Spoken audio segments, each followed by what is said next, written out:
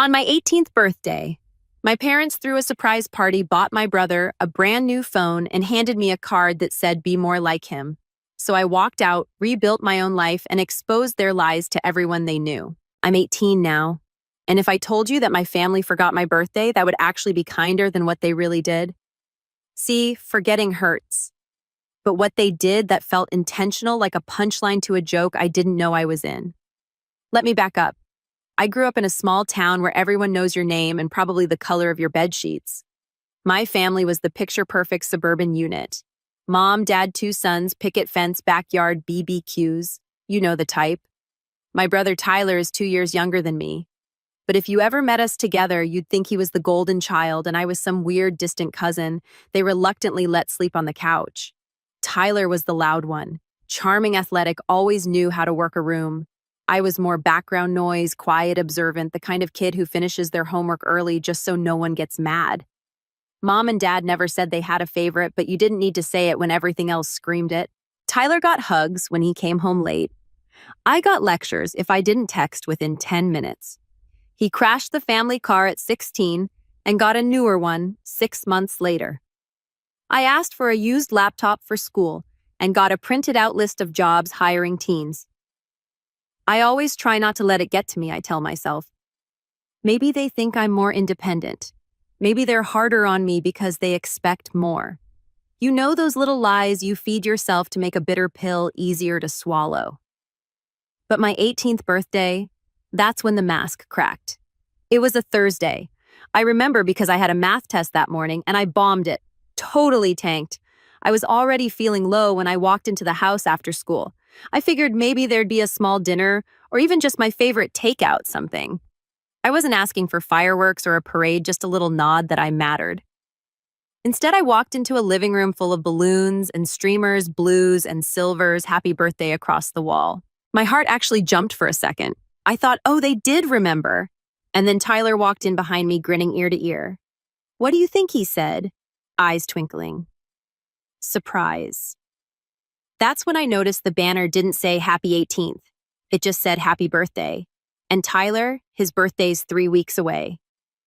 Mom came out from the kitchen with a party hat on, already recording everything on her phone. "You're home." She beamed at him, completely ignoring me. "Quick, stand over there by the table. We need to get a shot before we cut the cake." I just stood there, my backpack still on, watching my entire family buzz around like it was Christmas morning.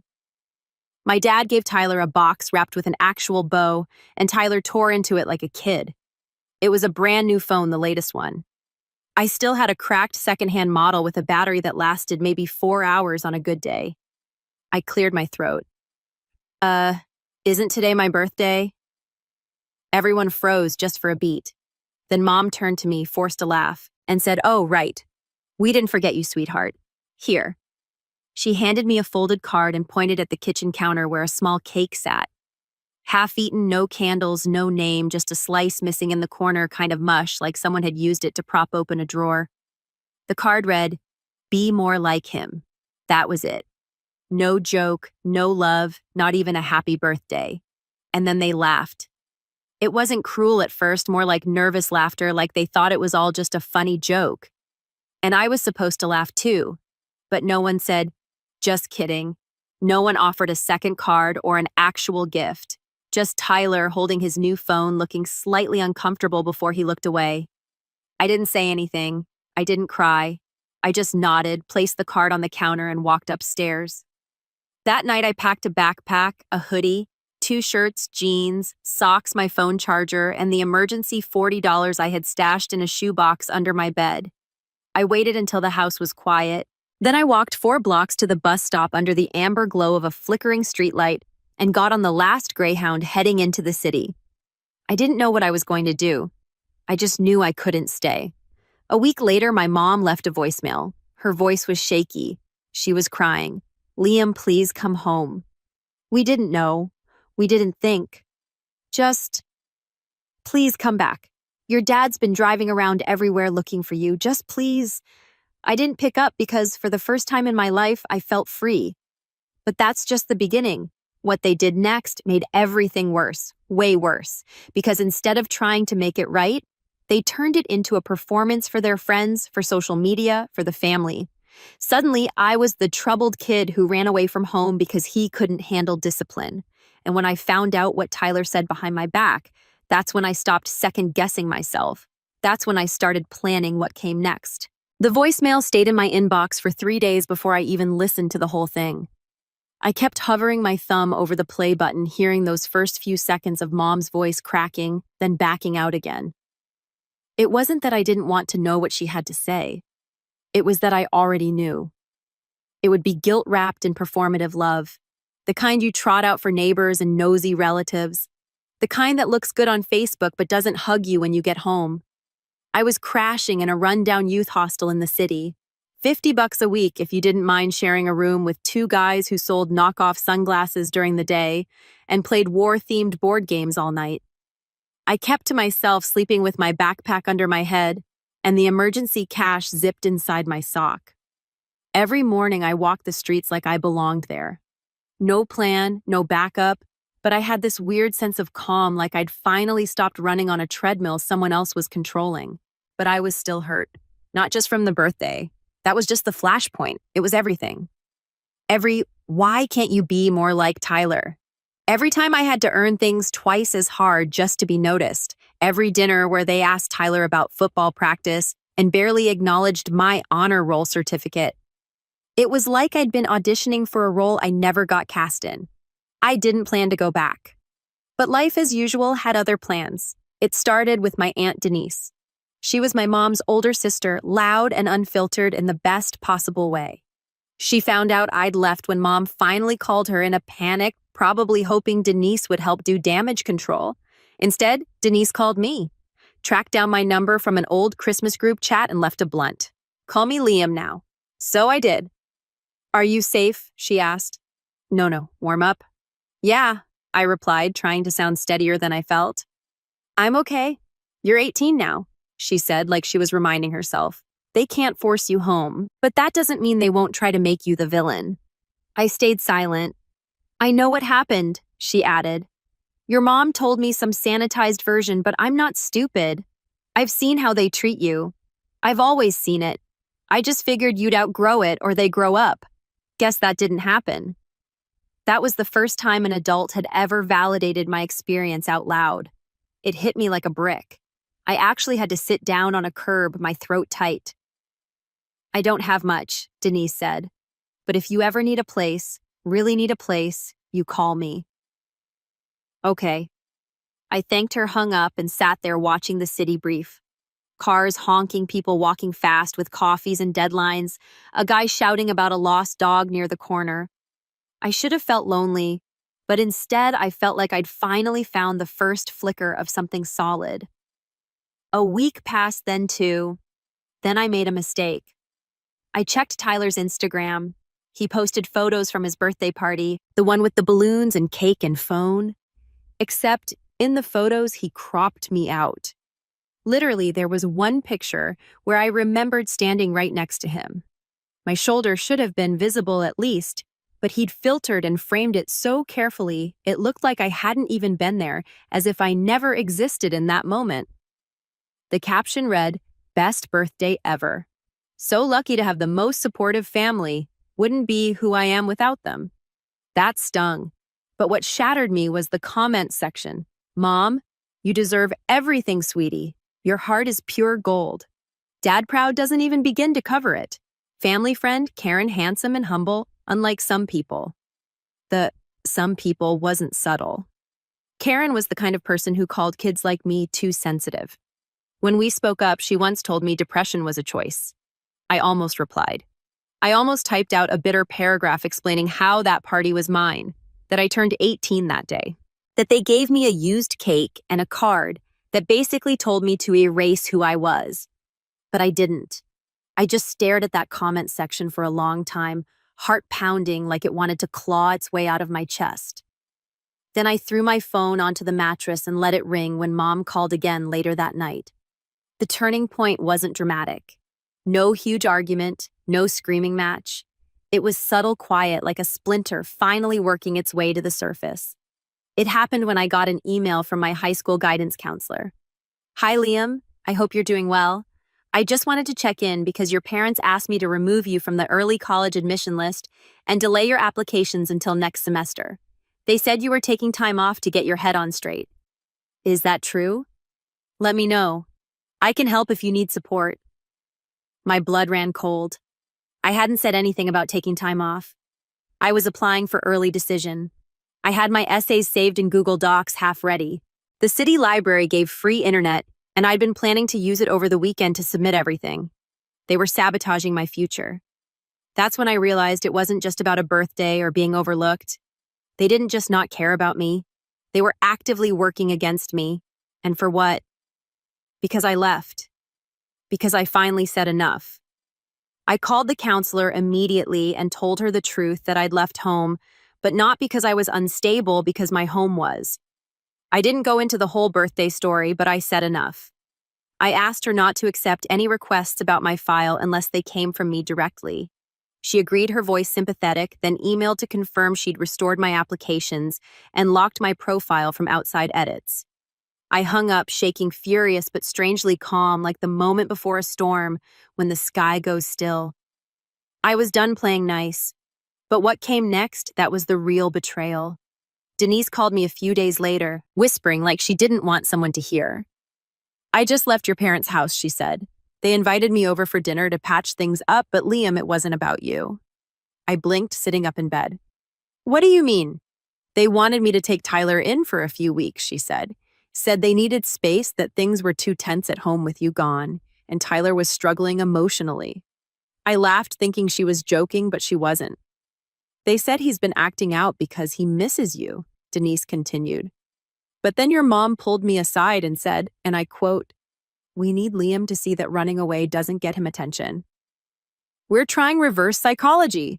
If Tyler stays with you, maybe Liam will come home and stop this nonsense." My mouth went dry. They were using your brother like a pawn, Liam, she said quietly. And worse, Tyler agreed to it. I didn't know what hurt more, that they were manipulating me or that Tyler wasn't on it. Maybe I shouldn't have been surprised. He had always played both sides, Mr. Peacemaker when it suited him, silent enabler when it didn't. But this was a new low. I asked Denise not to take him in. She hesitated. I won't, she said eventually.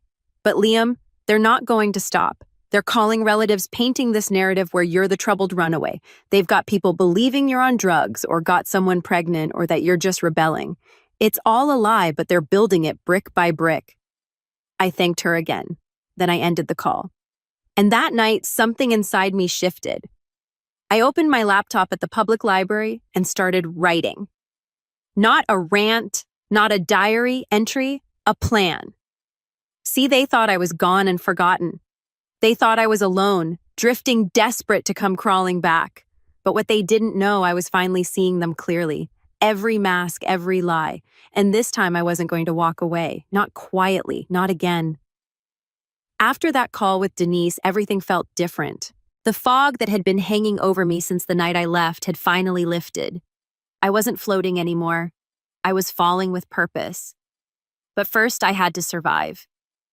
You know that phrase, rock bottom? I used to think it looked like some guy on a park bench with nothing but a tattered coat and a bottle in a paper bag. But for me, rock bottom looked like waking up in the hostel at 4 a.m. to find my backpack unzipped and my emergency cash gone. No broken lock, no smashed window, just gone. Probably someone I'd shared a room with. Probably someone who'd watched me sleep with it under my head for days. I wanted to scream. I wanted to punch a wall or run back to the house and bang on the door demanding they help me, but I didn't. I just sat there in the dark, staring at the empty zipper like it might suddenly give me answers. The next morning, I tried to laugh it off. "You got played," I muttered to myself in the hostel bathroom mirror. "Congratulations, you learned the hard way." I had $6 left in my wallet, a granola bar in my hoodie, my phone at 22%. That was the moment I stopped feeling angry at my parents. I started feeling numb, because the thing about being on your own is there's no safety net, no cushion to fall back on. When things go wrong, and they will, you don't get rescued. You get the choice. Figure it out or disappear. So I figured it out. I started spending my days at the city library. Not just because of the Wi-Fi or warmth, but because it was the only place I felt invisible and alive at the same time. Surrounded by books, by stories of people who had clawed their way out of worse, I found something close to peace. I'd sit there for hours, applying for jobs, finishing college applications, and just reading. Every once in a while, I'd think about what my family was probably saying. He's being dramatic. He's just trying to punish us. He'll come crawling back when he realizes he can't make it. But I didn't want to go back. Not for help, not for pity, and definitely not to give them the satisfaction of being right.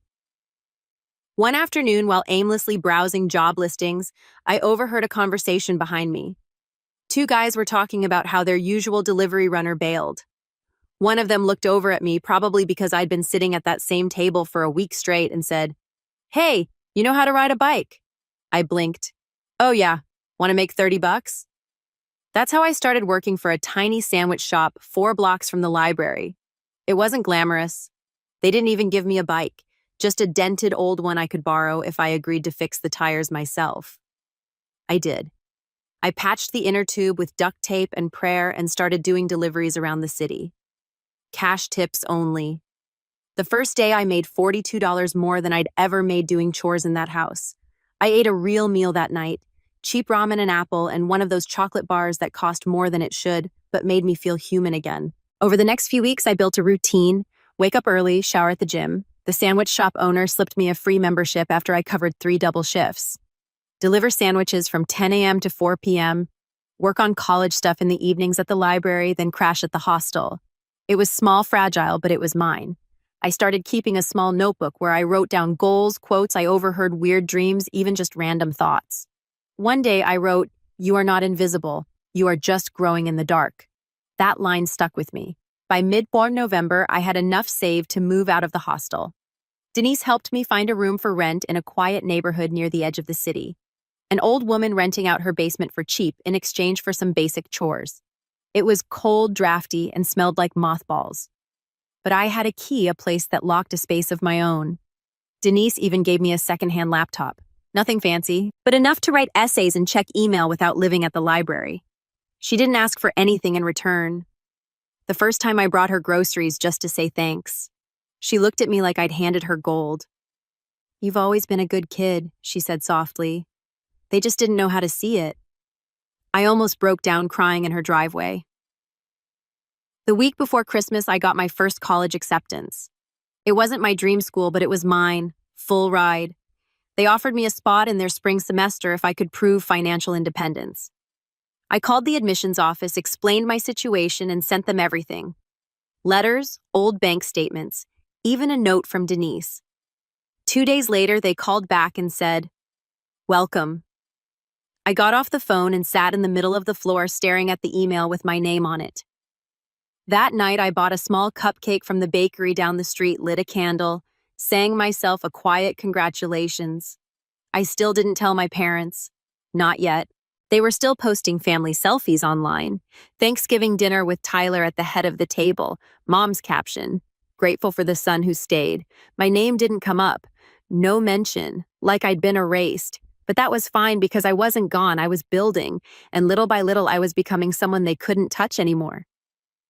The best part, Tyler reached out. It started with a text.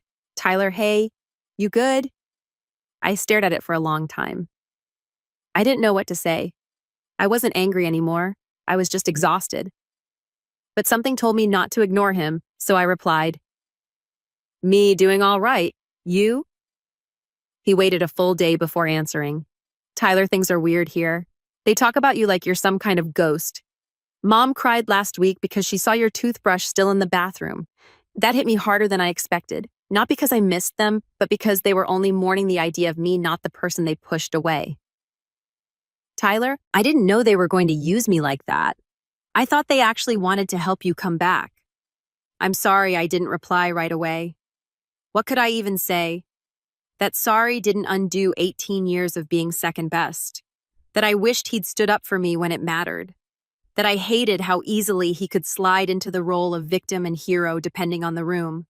But I also remembered something Denise had said once. "You don't have to let people back in. but don't let them rot inside you either. So I sent him one line. Me thanks. I'm figuring things out. That was enough for now. Weeks passed. Christmas came and went. I spent it with Denise, just the two of us and her overweight tabby cat. We watched bad holiday movies, ate too much pie, and played cards late into the night. At one point, she looked over at me and said, "You know you're not broken. You were just raised in the wrong spotlight." I didn't reply, just nodded because she was right. In January, I packed my things into 2 suitcases and moved into my college dorm. My roommate was a transfer student named Gabe, loud, sarcastic, always eating chips but genuine. We hit it off fast. He didn't care about my past, only wanted to know what I wanted to do. And for the first time, I didn't feel like I had to shrink myself. I started attending classes, joined a few clubs, even found a part-time job helping in the campus writing center. Turns out, helping other people tell their stories made me feel more in control of my own. One day, Gabe caught me looking at a photo I'd printed. Me and Denise arms around each other, smiling in front of her Christmas tree. He grinned. "That your mom," I smirked. "Better." That spring, I got an email from a publishing contest I'd entered on a whim. They picked my essay when I wrote about leaving home for the top prize. It would be printed in a small literary journal and shared with incoming freshmen. I read the acceptance 3 times before it sank in. And then, as if on cue, I got another email from my dad. Just the subject line, "Let's talk." And just like that, the past wasn't behind me anymore. It was knocking at the door. I stared at the subject line for what felt like an hour. "Let's talk." 2 words, no punctuation, no warmth. It came from my dad's old work email, the one he used when he wanted to sound serious. Not dad, not hey son, just a command wrapped in lowercase letters dropped in my inbox like a pebble trying to cause ripples in a lake that had already frozen over. I didn't open it right away. Instead, I walked down the hall to the campus cafe, bought myself the strongest coffee they had, and sat by the window with my phone in my lap. For a second, I considered deleting the email without reading it. But something in me paused. Not curiosity exactly, more like strategy. Something had shifted in me these last few months. I wasn't reacting anymore. I was planning. And to plan properly, you need information. So I opened the email. "Liam, we've been thinking about you a lot. It's not the same here without you. Your mom's having a hard time and Tyler's been quieter lately. We'd really like to talk, maybe get dinner if you're willing. I know things didn't end well, but we want to make things right. Let us know, Dad." It was cleaner than I expected. No accusations, no manipulative guilt trips, just a carefully worded olive branch. But here's the thing. I'd seen them make things right before. I'd watched them sweep problems under the rug so many times that the floor had bumps in it. I didn't need closure. I needed the truth. And I needed them to feel what it was like to be on the outside looking in, because something had been bothering me ever since that call with my high school counselor. How had they accessed my college applications in the first place? They couldn't log in without my password. They shouldn't have been able to request changes or removals. And then it hit me. They didn't need to. They just needed to pretend to be me. I opened up my email account, searched through my sent messages from back when I still lived at home. Sure enough, there it was. An old forwarded message from my school with the link to the student portal. The header still said FWD, keep this link private. Mom had access. So did Tyler. Probably maybe even Dad. And that meant they could have called the counselor or even logged in pretending to be me. And if they did it once, they might have done it again. That night, I changed every password I had. Not just email, banking, college portals, job applications, even my Netflix account. I activated 2-factor authentication on everything and registered a new email just for college and financial aid. I wasn't going to be blindsided again. And I started thinking if they were willing to sabotage my future just to control the narrative. What else had they done that I didn't know about? I made a list. Who knew I left? What did they tell people? Who believed them? Who didn't? The more I thought about it, the more I realized just how much power they had socially, emotionally, even financially.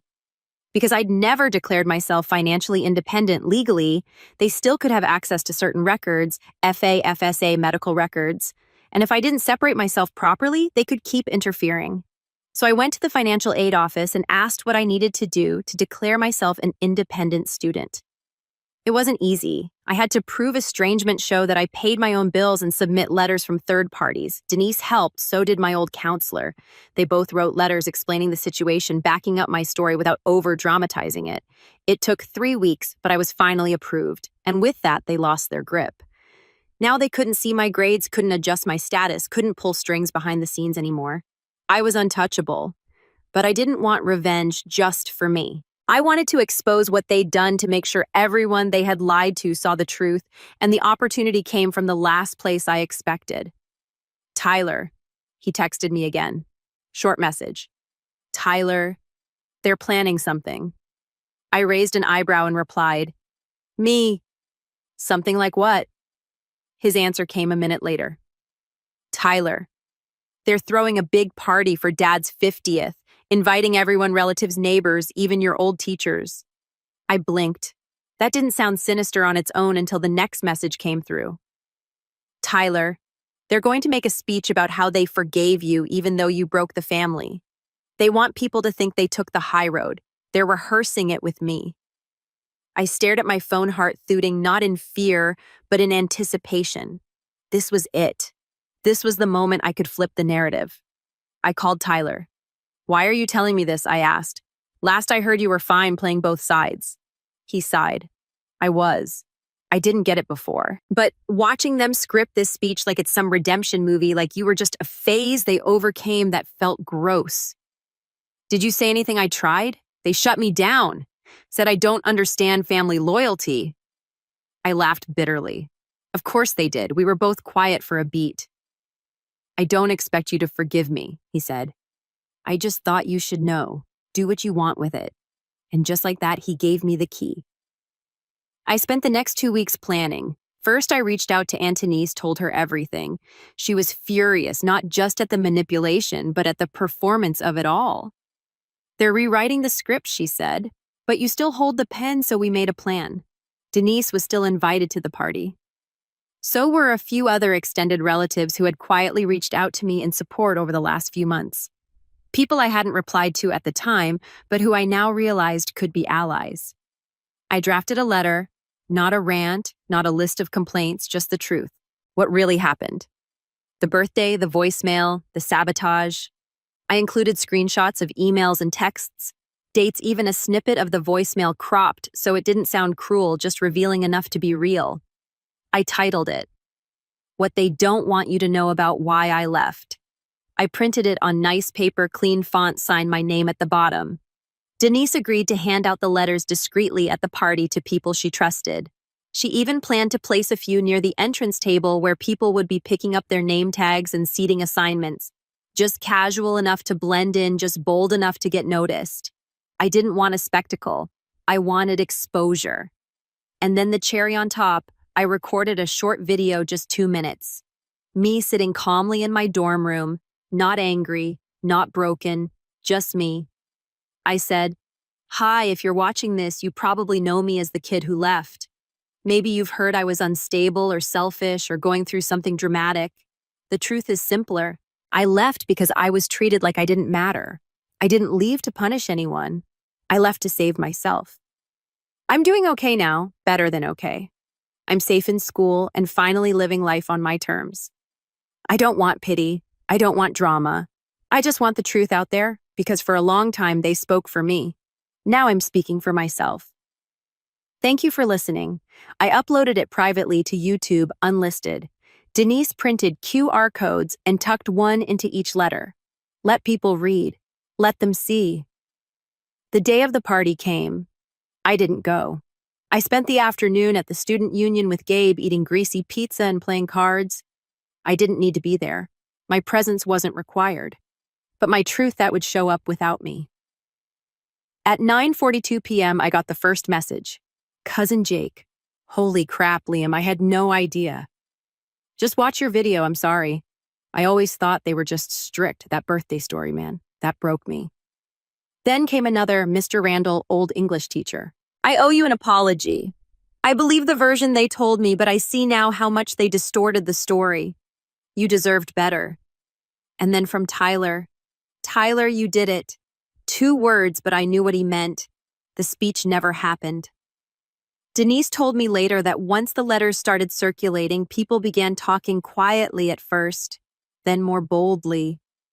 A few even confronted my parents directly.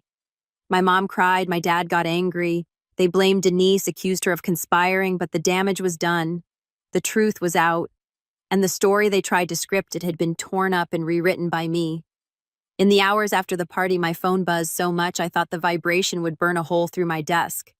I didn't answer most messages. I didn't need to. People weren't messaging me because they wanted something. They were messaging because they finally knew. Something about that quiet validation hit differently. It wasn't loud or dramatic. It just felt clean, honest, like air clearing after a storm. But the fallout, that part wasn't quiet at all. The morning after the party, Denise called. Not texted, called. She rarely did that unless something important was happening. Sit down, she said the moment I answered. I'm in bed, I replied. Fine, stay lying down, but brace yourself. She took a breath. Your parents are in damage control mode? Hard. They've been calling relatives all morning trying to explain the misunderstanding. I laughed under my breath. Let me guess. Suddenly my letter was fake. The screenshots were edited and the voicemail was taken out of context. Oh, they went further. She said, your dad tried to say he wanted to give you space, but you twisted the narrative. Your mom cried for 30 minutes straight. And then one of the uncles pointed out that the date on the cake photo they posted last year didn't match Tyler's birthday. And you know what your dad did? What he blamed the bakery. I covered my face with my pillow and groaned. Somehow that was both pathetic and predictable. What about Tyler? I asked, sitting up. He left early, Denise said. After the confrontation started, he said he was done with the theater and walked out. Haven't heard from him since.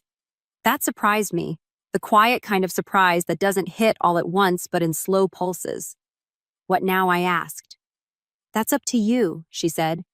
They're losing the narrative, Liam. People aren't buying the poor, misunderstood parent story anymore. If you want to open the door a crack for them to explain, you can. But if you want to keep your distance, no one will blame you. I thanked her, told her I needed time. Then I hung up and sat there staring at the blank screen of my laptop. Revenge wasn't a single moment. It wasn't the letter. It wasn't the video. It wasn't even the scene at the party. Revenge was a slow, steady shift of power. Revenge was control. And for the first time, I had it. 2 days later, my dad emailed me again. This time the subject line read, please. I opened it. Not quickly, not eagerly, just with a calm curiosity that still felt new to me. Liam, things got out of hand at the party. People misunderstood us. That wasn't how we wanted things to go. We want to explain in person. We want to make amends. Your mother is very upset. Please, Dad. Not a single mention of what they actually did. Just vague phrases like misunderstood and got out of hand, as if the truth wasn't the truth, as if I hadn't lived every moment of it. I didn't reply. I didn't have to. Instead, I drafted a different email, not to them, to the college's administrative office. I requested a formal restriction on information released to my parents, confirming I was legally independent and wished for no contact from them regarding school matters. They approved it within 48 hours. Then I blocked my parents' numbers. Not permanently, just until I decided what the next step was. Because the thing about revenge is that it doesn't have to be flashy. It just has to be final. Weeks passed. My life settled into something that felt stable, grounded. Gabe and I were practically brothers by this point. I learned how to cook something other than microwave ramen. I joined a writing group. I even got hired as a peer mentor for incoming freshmen, which paid more than my sandwich shop job and came with free meal vouchers. Things were good, peaceful. The strange part, my parents' absence didn't feel like a missing limb. It felt like scar tissue there, but not aching anymore. But peace alone wasn't the ending to this story. Not the whole ending anyway, because there was still one last thread to tie off. One last move, and it came from Tyler. He showed up on campus out of nowhere. I wasn't expecting him. I was sitting outside the campus bookstore eating a bagel and reviewing an essay draft when I heard someone clear their throat. I looked up. There he was, hands in pockets, shoulders slightly hunched, hair tousled like he'd been running his hands through it for hours. He looked older somehow, not physically, just heavier, like reality finally sat on him. "Hey," he said. I leaned back in my chair. "Didn't think I'd see you around here." "I know. Sorry to ambush you." "I tried texting, but you didn't answer." I glanced at my phone. "I changed numbers."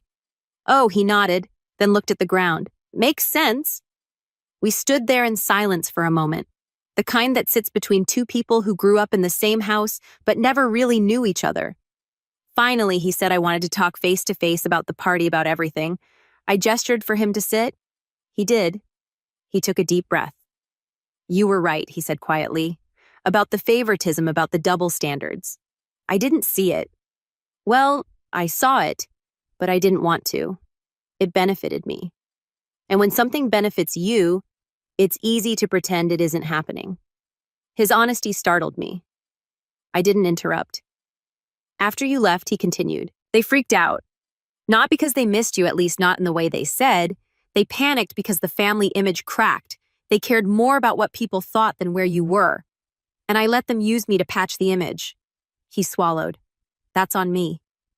I stayed silent, letting the words land. He glanced at me. "You don't have to forgive me. I just didn't want to be another person who disappears when things get uncomfortable." I didn't know what to say. So I asked a simple question. "Why tell me about the party?" "Because it wasn't right," he said. "And because you deserved a chance to tell your side. You deserved a voice." For a moment, neither of us spoke. Then he asked, "Are you happy I thought about it? About the room I rented? About the job I liked? About the classes that challenged me? About the friends I was making? About the future that finally felt like mine?" "Yeah," I said. "I am." He nodded, almost smiled. "Good." Before he stood up to leave, he added, "Mom and Dad are spiraling. People are looking at them differently now, asking questions. They don't know how to handle it." "That's not my problem anymore," I said. He let out a quiet breath. "I know, and that's what scares them." He reached into his pocket and placed something on the table before walking away. It was the birthday card, the one that said, "Be more like him." Except this time something new was written underneath it in smaller handwriting. His handwriting. "I'm sorry. I should have been more like you." I didn't cry. I didn't feel angry. I just felt done, fully, completely done. The revenge had already happened, not in explosions or screaming matches, but in the quiet unraveling of their narrative. The downfall wasn't mine, it was theirs. Their lies fell apart under their own weight. Their control crumbled when I stopped needing their approval. Their reputation cracked when the truth came out. And the moment they realized they couldn't script my life anymore, that was the moment everything shifted. I walked back to my dorm card in my hand, feeling something I hadn't felt since I was a kid. Light. And when I finally tossed the card into the trash outside my building, I didn't feel guilt. I felt free because revenge isn't always fire. Sometimes it's walking away from the flames without looking back. And that's exactly what I did. The final line, the one that closes the book on all of this. I didn't win by destroying them. I won by becoming someone they could never hurt.